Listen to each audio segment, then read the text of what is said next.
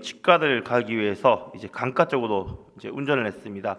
근데 이제 여기 이제 냉천이죠. 냉천을 이제 운전을 하다 보니까 곳곳에 뉴스 기자들이 이제 와 있는 거예요.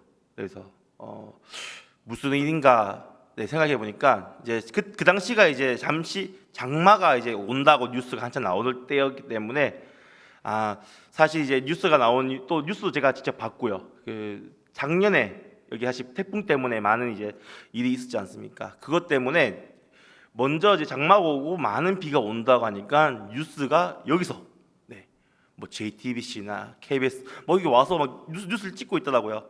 이제 전 눈치껏 저 멀리서 이제 보기만 하고 지나갔는데 그렇게 이제 뉴스가 지나간 걸 보고 올해도 이제 장마나 여름이 왔구나라는 것을 한번 느끼게 되었습니다. 그리고 지난 또 우리가 알겠지만 주말에 또 지난 뭐 금요일 날 뭐 목요일 계속 이번 주 계속 비가 왔잖아요. 계속 지난주에 그래서 비가 오면서 그래도 감사하게도 우리 지역은 그렇게 비에 대한 많은 문제가 없었던 것 같은데 또 뉴스를 보니까 저 경기도 쪽이나 또 이제 저는 다른 지역에 보니까 또 비 피해가 있었던 것 같더라고요.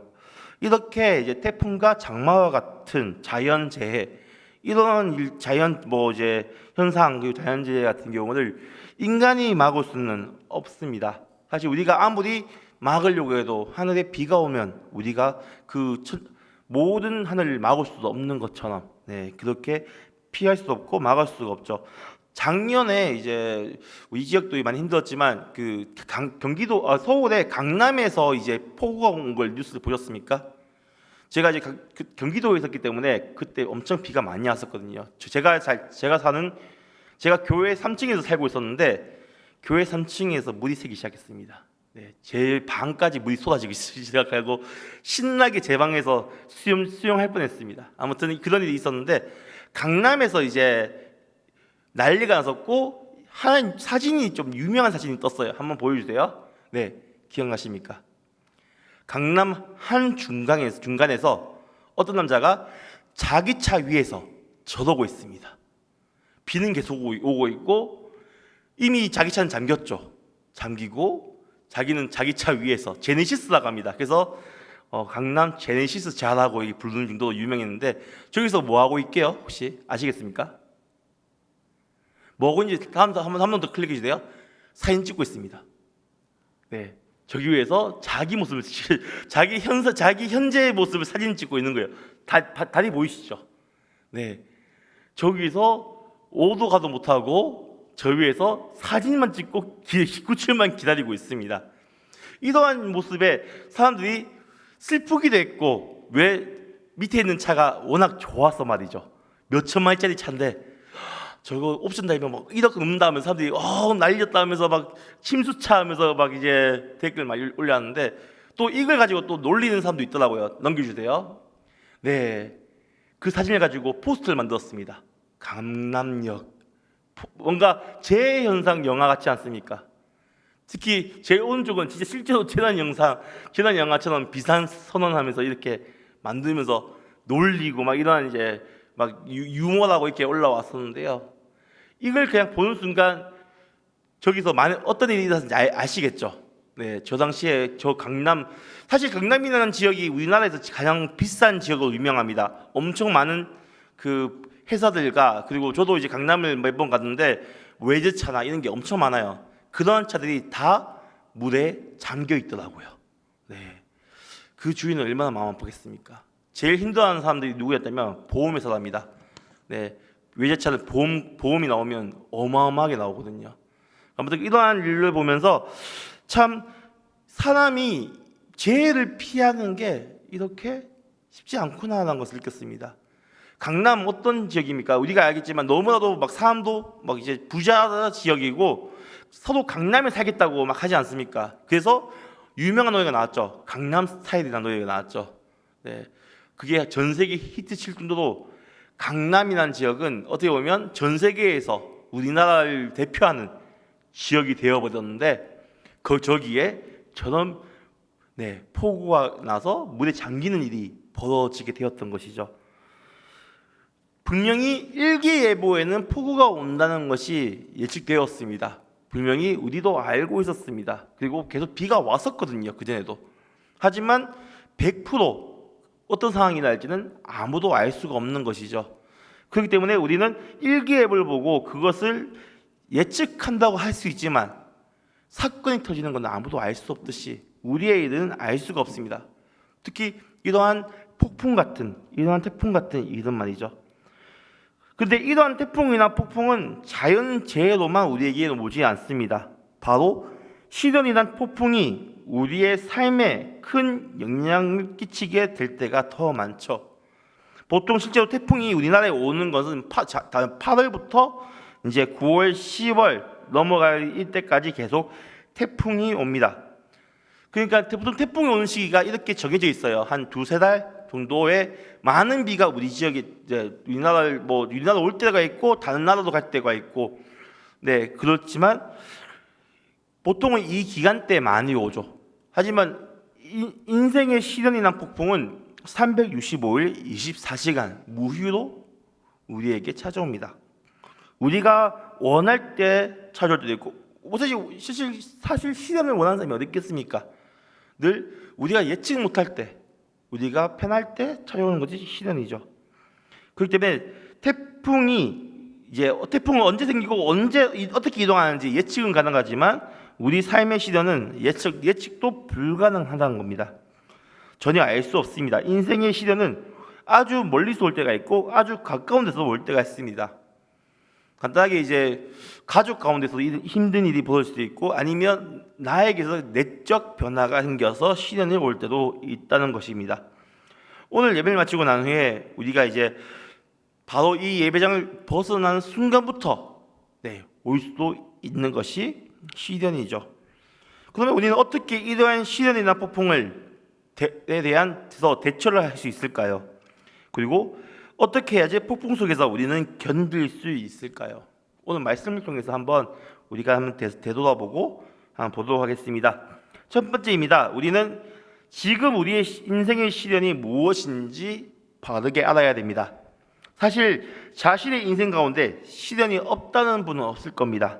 분명히 어떠한 분은 내 삶이 매우 평탄하고 무난하다라고 하는 분도 계실 건데, 그 속에도 그분들에게도 어떻게든 힘듦이 있었을 것이고, 삶에 어떤 면에 이제 갈팡질팡하는 시기가 있었을 것입니다. 그리고 어떤 에게는 너무나도 큰 힘듦이 있어서 견디기 힘들고 지금까지도 계속해서 그 시련 속에서 견디면서 살아가시는 분도 있을지는 모르겠습니다.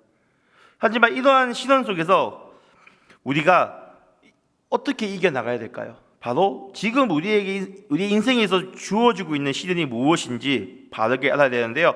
오늘 본문을 보면 시련을 겪고 있는 사람들이 나옵니다. 우리 25절, 26절 한번 읽겠습니다. 이제 25절입니다. 그 제자들이 나와 깨우며 이르되 주여 구원하소서 우리가 죽겠나이다. 아멘. 자, 제자들이 나와서 우리가 죽겠다고 외치고 있습니다. 이들에게 주어진 시련이 무엇일까요? 다음 한번 넘기세요. 한번 읽겠습니다. 이 사진입니다. 바다에 큰 노을이 일어나 배가 물결에 덮이게 되었으되 예수께서는 주무시는지라. 아멘. 자, 이들이 주어진 시련이 뭐죠? 큰 노을이 일어났다고 합니다. 노을. 사실 요즘에 젊은 사람들은 이 노을이 뭔지를 잘 모를 겁니다. 저도 잘 몰랐습니다. 하지만 성경 연구하면서 공부하면서 이때까지야 제가 청년일 때는 열심히 성경을 읽었지만 그때까지 이 부분은 큰 태풍이 일어났구나 라는 것만 알았지 노을이라는 단어를 제대로 몰랐던 것 같습니다. 하지만 말씀 준비하면서 이러한 노을이 무엇일지 한번 찾아봤는데요. 바다에 노을이 일어나 배가 물결에 덮이게 되죠. 이 노을이라는 단어는 해양과학 용어 사전에 보면요, 큰 파도와 동요로 불리게 됩니다. 그러니까 큰 파도라고 한국에서는 번역했어요. 근데 헬러 원문을 보면 세이스모스라고 표기되어 있거든요. 이것은 이제 바다 폭풍 또는 큰 지진, 그러니까 영어로 번역되면 earthquake라고 뜹니다. 그래서 지진이 난 거죠. 지진. 그러니까 바다에 크게 지진이 나서 파도가 난리가 나고 폭풍이 일어났다는 겁니다. 근데 뭐 여기서는 이제 지진이라 번역했지만 어떻게 보면 바다 폭풍이라고 적용되게 되는 경우가 많죠. 그러니까 바다 폭풍이 일어나서 그것이 이 배를 엄청 힘들게 하고 있다라는 것입니다. 배에 있는 사람들은 지금 이 당장이라도 자신을 덮을 것 같은 이 파도가 계속 자기에게 몰려오고, 특히 그 태풍 폭풍이 일어나고 있는 그 상태에서 배 위에 있으면 어떻겠습니까? 배가 상당히 흔들리겠죠. 네. 저도 사실 이제 제가 초등학교 때 이제 가족 결혼식이 이제 제주도에 있어서 가족과 함께 배를 타고 이제 제주도를 간 적이 있습니다. 이제 부산에서 12시 밤에 출발해서 아침에 도착하는 배 있지 않습니까? 뭐 저녁 출발해서 이렇게 배를 타서 가는데, 갈 때는 괜찮은데 올 때 태풍이 온 겁니다. 저희는 배 위에 있었는데요, 난리가 났어요. 배가 분명히 태풍 큰 일이 났는데 제 기억에는 매우 즐거웠습니다. 네, 배가 이렇게 흔들리거든요. 뭐 같아요? 바이킹 같죠. 네. 와 이렇게 하니까 이제 또 이제 보통 제주도가 여기서 보면 뭐가 있죠? 마도같이 평평한 데가 있잖아요. 그러니까 거기 앉아서 이제 가거든요. 의자가 없고. 그러니까 한쪽에 벽에 붙어서 올라가면 대고도 굴러서 벽에 부딪히고, 또 이렇게 반대로 올라가면 또 대고도 굴러서 부딪히고, 신난 겁니다. 네. 애들 10명이 돌고 있어요, 단체로. 네. 그리고 중학교였던 중학생이었던 저 형은 뱃머리 가보겠다고 문을 열기 시작합니다. 물 열면 어떻게 되죠? 파도문이 막 돌잖아요. 그게 또 나겠답니다, 자기는. 네, 자기는 이길 수 있다고, 네, 당당하다고 하면서 배 문을 열고 있습니다. 형들 몇 명이 단체로. 그러면 막 어른들이 안 된다, 위험하다 하면서 막 이렇게 하는데 난리가 났어요. 근데 저희는 뭐 하고 있죠? 신나게 그러고 있죠. 하면서도 기도하고 있습니다. 그러면 이제 어른들은 막 저희 어머니는 열심히 옆에서 기도하고 있더라고요. 주여 하면서 기도하고 있고, 막 저희 어머니가 열심히 신앙교회 하시니까 하고, 저희 아버지는 뭐 하고 있겠어요? 술 마시고 있습니다. 네, 그럴 때도 술 마시더라고요. 네, 흔들려도 막 술잔 흔들면서 이제 네, 마시고 있고 노래 부르고 계십니다. 진짜 낭자판이죠. 그때는 저희 아버지 집사가 아니었습니다. 교회도 안 왔고요. 네, 얼마나 신났는지 모르겠습니다. 아무튼 그런 현상 속에서 저는 태풍이란 것, 바다 위에서 태풍이라는 걸 겪어봤습니다. 근데 지금이야 이런 배가 좀 그나마 괜찮지만, 옛날 배는 어떻습니까? 나무로 되어 있고 뭐 지붕도 없죠. 죄송합니다. 지붕도 없죠. 그러니까 그 막혀있는, 약간 이런 뚫려있는 이런 상태에서 상당히 위험하고 금방이라도 배가 파도에 부딪히면 부서지는 이러한 상황 속에 있으니까 그 제자들은 어떤 마음이 있겠습니까? 너무나도 두렵고 겁이 나죠. 저 같아도 지금 생각하면 저는 엄청 무서웠을 것 같습니다. 하지만 어렸을 때니까 이해해 주십시오. 열심히 굴렀습니다. 그 당시에 대굴대굴. 네. 아무튼 이러한 이제 태풍이 일어났고, 제자들은 열심히 급하게 예수님께 갑니다. 그래서 예수님 랍비라는 이제 스승이나 예수님을 부르죠. 그리고 예수님께 우리를 구해달라고 하고 있습니다. 그런데 예수님은 뭐 하고 있었죠? 주무시고 계셨습니다. 정말 이러한 태풍 속에서도 예수님은 어찌 보면 주무시고 편하게 계셨던 것이에요. 이런 자연 현상, 이런 자연재해가 엄청 일어나는 상황에서도 예수님은 편하게 주무시고 계셨던 것이에요. 그리고 어떻습니까? 이 제자들은 자신이 살기 위해서 예수님께 달려갑니다. 그리고 예수님께 하죠. 주여 구원하소서, 우리가 죽겠나이다. 이렇게 외치기 시작합니다. 지금 당장 이 제자들과 배에 있는 사람들에게 주어진 시련은 뭘까요? 태풍이 난 시련이 아닙니다. 죽음이 난 시련입니다. 당장에도 자신이 죽을 수 있다는 이러한 힘든 시련 속에서 그들은 나아왔고, 그 순간 자신이 붙잡을 사람은 아무도 없이 오직 예수님뿐인 것을 기억하면서 달려가서 예수님을 깨우기 시작하는 거죠. 주여 구원하소서, 내가 죽겠나이다, 내가 죽겠나이다 라고 열심히 외치면서 예수님께 나아갑니다. 예수님께서는 이러한 제자들의 반응에 어떻게 반응할까요?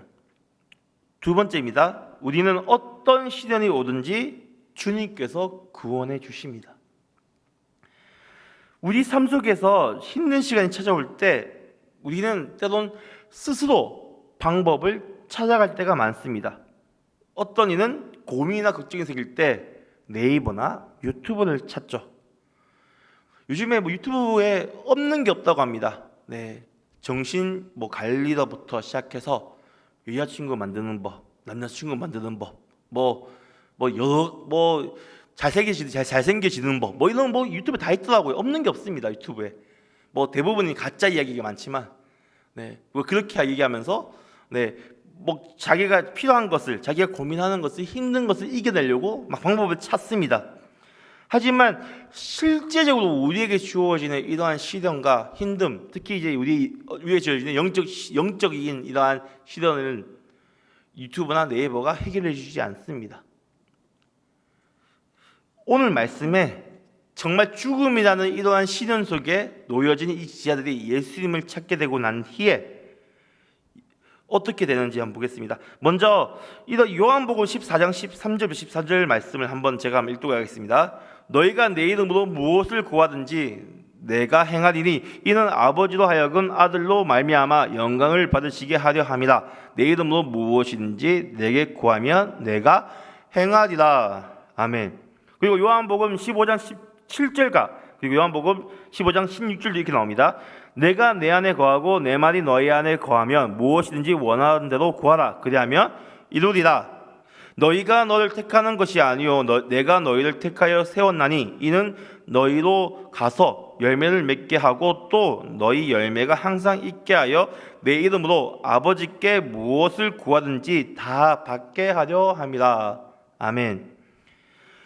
예수님께서는 계속해서 이 제자들에게, 또 사람들에게 뭐라고 하죠? 구하라고 합니다.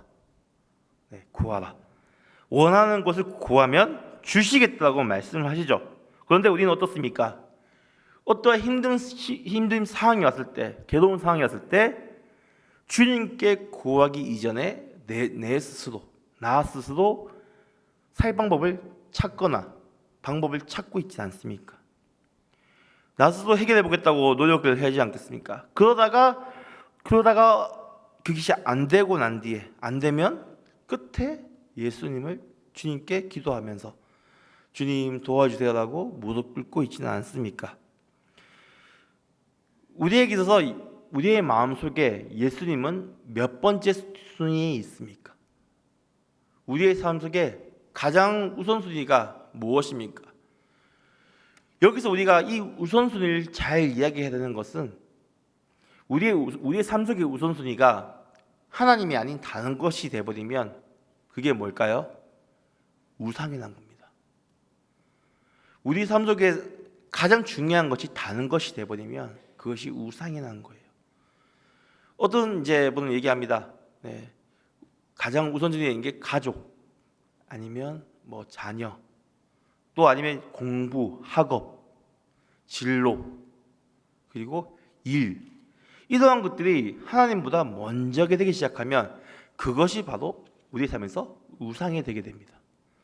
그랬을 때 우리의 삶에 뭐가 중요한지 되돌아봐야 되는 거예요. 그래서 어떤 문제가 생겼을 때 그 문제를 해결하려고 하나님이 아닌 다른 것을 찾게 되는 이유가 이것입니다. 왜? 예수님께서 우리에게서 1순위가 아니기 때문이죠. 우리의 삶 속에서 가장 중요한 것은 주님이고 주님의 말씀인데 그것을 찾지 않고 그것을 구하지 않으니까 결과적으로 우리에게서 가장 중요한 것을 잃어버리게 되고 놓치게 되게 됩니다. 그것이 바로 이제 믿음이 무너지는 순간이죠. 우리 삶 속에서 한번 되돌아보십시오. 내가 힘든 상황이 있을 때, 내가 괴로울 때 나는 무엇을 찾고 있었는지, 가장 먼저 무엇을 하고 있는지 한번 되돌아보십시오. 분명히 이제 저에게도 힘든 시기가 있었습니다.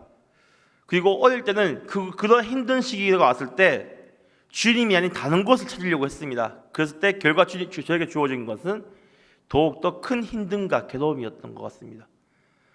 하지만 뒤늦게 다시 그럼 이제 신앙이 되살아나고 어떻게 보면 회복되면서 더 뜨겁게 주님을 찾았을 때 비슷한 상황과 똑같은 상황이 왔을 때 주님께 먼저 무릎 꿇을 수 있었던 것.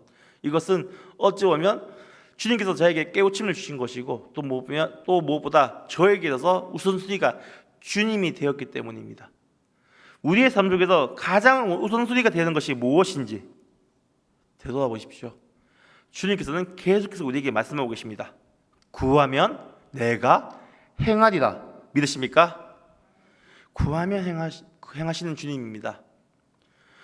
그렇다고 막 주님께 로또 1등이 되게 해주세요라고 계속해서 기도하면 그건 잘 모르겠습니다.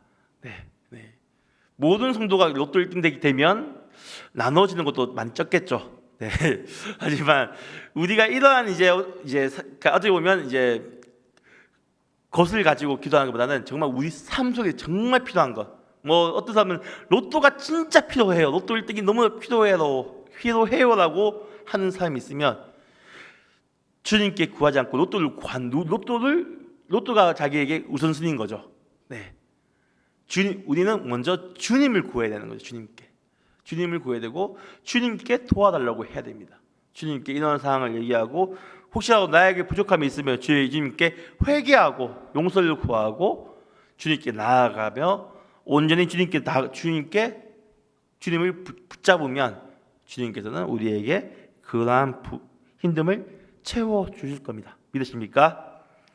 우리 이러한 믿음이 필요합니다. 너무나도 우선순위 너무나도 우리는 잘 생각하고 잘 갖춰주는 우리 성도님들 되시길 간절히 바라겠습니다. 세 번째입니다. 우리는 주님만이 시련 속에서 우리를 견디게 하신다는 것을 믿어야 합니다. 우리는 때론 의심을 할 때가 있습니다. 어떤 의심일까요?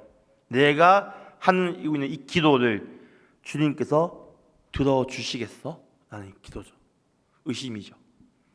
기도를 하는데 이 기도에 대한 확신이 없는 이러한 기도를 하고 있지 않습니까? 내가 이렇게 힘든데 주님께서는 도와주시겠어? 라는 의문. 왜 주님께서는 내 기도를 안 들으실까라는 또 의문. 계속해서 우리에게는 기도를 하면서 주님을 붙잡는다고 하면서도 이러한 의문이 계속해서 붙습니다. 배 위에서 제자들이 힘든 배에 놀이 일어나고 힘든 상황 속에서 제자들은 예수님께 주여 구원하소서라고 붙잡고 또 살려달라고 우리가 구원하소서 우리가 죽겠나이라고 외칠 때 의심이 있었을까요? 어떻게든 처음에는 자기들이 살려고 막 어떻게든 나무를 붙잡고 벽 붙잡고 바닥을 눕고 막 그렇게 했을 겁니다. 하지만 아무것도 결국 안 된 상황에서 끝에 예수님을 붙잡으면서 주여 구원하소서 우리가 죽겠나이라고 외친 것. 저는 이렇게 생각되어집니다. 우리는 너무나도 빠른 시대에 살아가다 보니까 우리의 기도, 우리가 딱 기도했을 때 쿠팡 롯데배송처럼 빨리 탁 오는 걸 원하는 우리의 삶의 모습은 아닌지 우리는 되돌아봐야 됩니다. 제가 경기도에 있을 때랑 여기 이제 요천 지역에 왔을 때 가장 큰 차이가 쿠팡 롯데배송이 없다는 거였습니다. 너무나 슬펐습니다. 어제 저녁에 주문한 게 오늘 새벽에 와 있는 기적 같은 일 아십니까? 저는 그것을 경험했었기 때문에 냉동식품이 오늘 새벽에 집 앞에 와 있어요. 오늘 내일 아침 뭐 먹지? 하고 주문한 게 아침에 와 있다, 새벽에 와 있다는 거예요. 새벽에. 요즘에 이제 쿠팡을 들어가서 보면 플러스 2가 되어 있습니다. 뭐냐면요, 이틀 걸린다는 거예요. 그래서 롯데 배송이 안 된다는 게 너무나도 슬펐습니다. 저에게 처음 딱 왔을 때 너무 현실적이지 않습니까? 근데 또 이것도 어느 순간 익숙해지더라고요. 근데 우리의 기도가 또 주님에 대한 이러한 기도의 응답이 이렇게 롯데배송처럼 오면 얼마나 좋겠습니까? 당장 주님께 기도했을 때 바로 이루어지면 그것이 얼마나 큰 은혜이고 기쁨이겠습니까? 하지만 그런 경우가 저는 잘 모르겠습니다. 어떻게 되는지. 그런데 우리는 그게 급하죠, 마음이.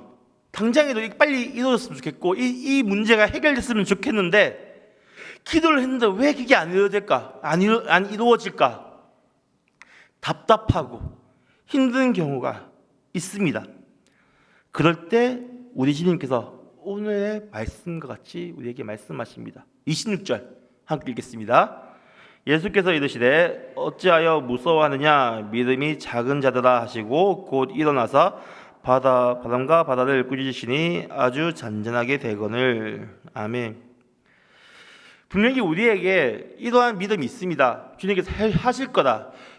주가 일하시네. 오늘 찬양했죠. 주가 일하시네, 주가 일하시네, 주께. 네, 이러한 찬양을 하면 주님께서 하시는 건 압니다. 그리고 우리가 기도하고 새벽에 일어나서 기도하고 이렇게 주님을 붙잡지만 정작 우리의 기도 응답이 잘 안 이루어지고 당장 해결되지 않았을 때 우리는 답답해하고 힘들어합니다. 네, 당연히 힘들죠. 이러한 문제가 해결되지 않으니까. 하지만 주님께서는 이러한 우리의 간절함 또 주님께서 아십니다. 그럼 주님께서 언제 이러한 기도를 응답해 주실까요? 그 바로 주님의 그때 우리에게 응답하시고 우리를 이끄신다는 것을 우리는 기억해야 됩니다. 이 제자들이 예수님께 죽겠다고 이렇게 간절히 붙잡았을 때 예수님께서는 이 자들에게 믿음이 작은 자들라고 외칩니다. 네. 분명히 내가 해주겠는데 뭐가 그렇게 급해서 나를 이렇게 붙잡고 죽겠다고 이렇게 하느냐 이렇게 외치죠. 왜냐하면 그들에게 있어서 상황은 당장 죽을 것 같은 힘든 상황이었기 때문입니다. 하지만 예수님께서는 그들에게 믿음이 적은 자라고 부르시고 바로 일어나셔서 바람과 바다를 꾸짖으시니 그 순간 잔잔하게 되었다라고 합니다. 우리는 그 주님의 때를 기다려야 됩니다. 믿으십니까? 주님께서 하십니다. 믿으십니까? 그러면 우리에게 주어지는 이러한 힘든 시대연의 난 폭풍 가운데 우리가 해야 될 것은 무엇일까요? 주님을 부르짖고 그 때를 기다려야 된다는 것입니다. 믿음이 적은 자 같이 행하지 않고 믿음 있는 자와 같이 행해야 한다는 것이죠. 사실 우리는 계속해서 주님께 부르짖을 필요가 있습니다. 어찌 보면 이 말씀을 또 이렇게 다르게 보면요, 제자들이 예수님께 살려달라고 했기 때문에 예수님께서 바로 일어나셔서 믿음이 작아져라고 하긴 했지만 바다를 잔잔하게 하셨죠. 이렇게처럼 우리가 주님을 계속 부르짖으면서 주님 도와주세요라고 계속 붙잡고 이제 옷에 겉옷이라도 끝이라도 붙잡고 주님께 간구하고 또 간구하는 이러한 자세도 너무나 우리는 필요합니다. 그랬을 때 우리 주님께서는 우리를 이끄시고 이러한 시련에서 폭풍에서 구해 주십니다. 믿으십니까? 이러한 믿음을 우리는 가지고 나아가시길 간절히 바라겠습니다. 시련은 누구에게나 옵니다. 그 규모와 시기는 사람마다 다 다르지만 그러한 힘듦은 우리에게 주어집니다. 그랬을 때 우리가 해야 되는 것은 오직 주님께 기도하고 간구하는 것 뿐입니다. 하지만 이러한 기도와 간구도 믿음 없는 자 같이 하지 말고 기도하면서도 의심하거나 부정적으로 기도하지 마시고 정말 주님께서 행하실 거라 믿으며 간절한 마음으로 기도하는 성도님 되시길 간절히 바라겠습니다. 그리고 주님께 붙잡으시기 바랍니다. 주님께서 이렇게 계시니 우리가 나아가서 주여 살려달라고, 주님 도와달라고 우리는 더욱더 붙잡고 또 붙잡는 우리 성도님 되시길 간절히 바라겠습니다. 그러면서 우리에게 주어진 이러한 시련의 폭풍에서 승리하시고 견디시는 우리 성도님 되시길 간절히 바라겠습니다. 함께 찬양하겠습니다. 찬송가 373장입니다.